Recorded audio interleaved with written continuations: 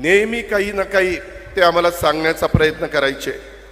राज्यातील ह्या एकंदरीत जिल्ह्याला पण एक वेगळ्या प्रकारचा इतिहास आहे। अहिल्यानगर कोपरगाव हे सहकार क्षेत्रातील एक महत्त्वाचं केंद्र म्हणून त्या ठिकाणी ओळखलं जातं। या भागाने फक्त साखरेमध्ये क्रांती केली नाही तर दुधामध्ये देखील क्रांती घडवली।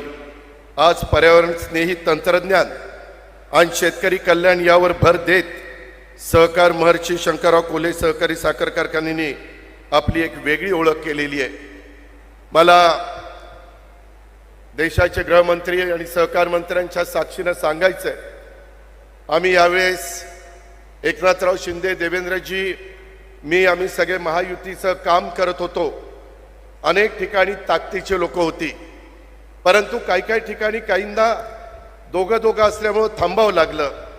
आणि यावेळेस ज्यावेळेस कोपरगावच्या बद्दल ती जागा आमच्याकडे आली ना, आम्ही आशुतोषला उमेदवारी दिली, त्यावेळेस कुठलाही मनामध्ये किंतु न ठेवता संजीवनी ग्रुपनी मनापासून महायुतीचं काम केलं। त्याबद्दल तुम्हाला सगळ्यांना लाख लाख धन्यवाद देतो, तुमचे लाख लाख आभार मानतो। आत्ताच येताना आम्हाला अमित शाह साहेब विचारत होते, मी एवढीच हिंट तुम्हाला देतो, तुमच्या मनामध्ये जे आहे ते शाह साहेबांच्याही मनामध्ये आहे, एवढंच मी सांगतो। त्याच्यापेक्षा जास्त त्याबद्दल काही बोलत नाही।